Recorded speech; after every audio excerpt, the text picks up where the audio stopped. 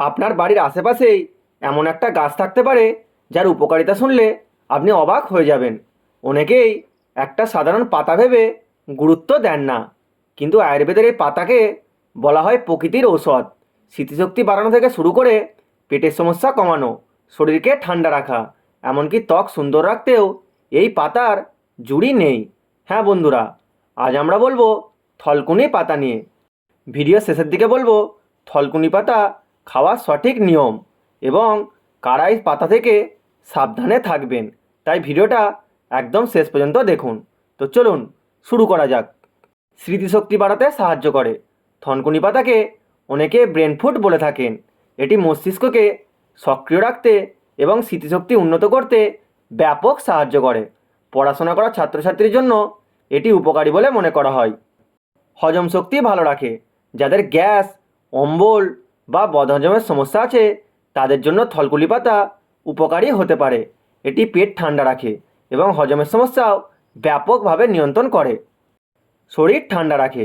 গরমের সময় শরীরের অতিরিক্ত গরম কমাতে থলকুনি পাতা ব্যাপক সাহায্য করে। অনেকেই শরীর ঠান্ডা রাখতে থলকুনি পাতার রস খান। ত্বকের জন্য উপকারী। ত্বকের উজ্জ্বলতা বাড়াতে থলকুনি পাতা ভালো কাজ করতে পারে। এতে থাকা অ্যান্টিঅক্সিডেন্ট ত্বককে সতেজ রাখতে ব্যাপক সাহায্য করে। রক্ত পরিষ্কার করতে সাহায্য করে। অনেকেই মনে করেন থলকুনি পাতা শরীরের ভেতরের ক্ষতিকারক পদার্থ বের করতে সাহায্য করে এবং রক্ত পরিষ্কার করতেও ব্যাপক উপকারী হতে পারে। শরীরের দুর্বলতা কমাতে সাহায্য করে। নিয়মিত পরিমাণ মতো থলকুনি পাতা খেলে শরীর সতেজ থাকতে পারে এবং ক্লান্তিও অনেকটা কমতে পারে। রোগ প্রতিরোধ ক্ষমতা বাড়াতে সাহায্য করে।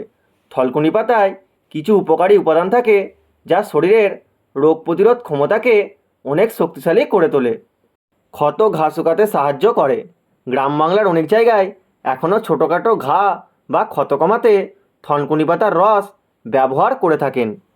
এবার জানুন থলকুনি পাতা খাওয়ার সঠিক নিয়ম সম্পর্কে। সকালে খালি পেটে 2 থেকে 3টি থলকুনি পাতা খাওয়া খুবই ভালো।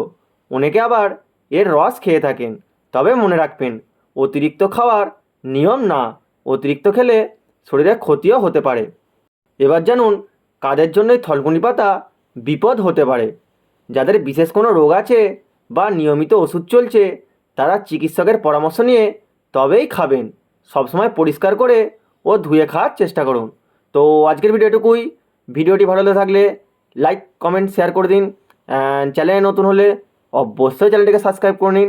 দেখা হচ্ছে নেক্সট ভিডিওয়। ধন্যবাদ।